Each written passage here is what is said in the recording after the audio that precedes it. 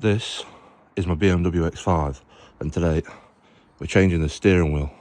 Now this is a steering wheel at the moment, and as you can see there's a lot of damage to it, but mainly the horn doesn't work.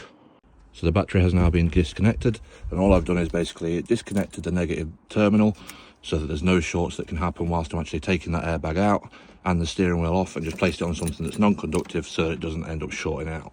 Now that the battery's off, now what you want to do is you want to grab a very long screwdriver with a flat head on it, because what you want to be doing is these little circles here, this basically gets pushed through there, and you want to keep this at an angle like that. Reason being is there's some metal poles that you got to push that in and push them to the side, which would then release this airbag, enabling you to get to the massive bolt that's in the middle.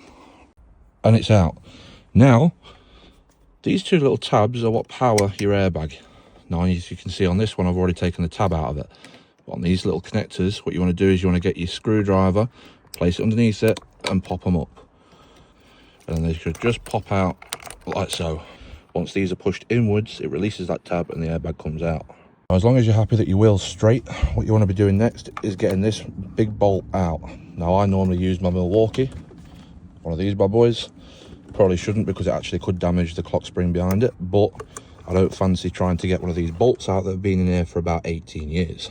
And as if by magic, the new one is now in. I took the bolt at the centre part, which you can see just there, took the airbag out, and the old steering wheel is now out. I did forget to mention something though when doing it, is you need to disconnect these little connectors here.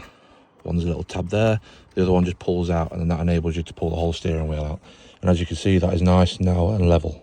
And we're done. I didn't show you how to put the airbag back in because it's basically the reverse of what you did to take it out. Plug your connectors back in and it should just slot in. No need for the extra screwdriver in the sides. It just slots into those metal poles. And as you can see, perfect fitment. Steering wheel is still straight.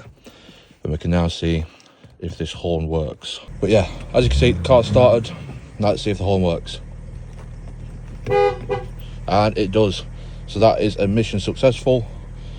And we've got rid of the horribleness that was at the top on the very top one on this one, and also cured the issue of the horn. What I'll say with these though is, obviously if your horn doesn't work, don't just jump straight into getting a new steering wheel. Obviously check the first stuff like your fuses, your wiring, stuff like that.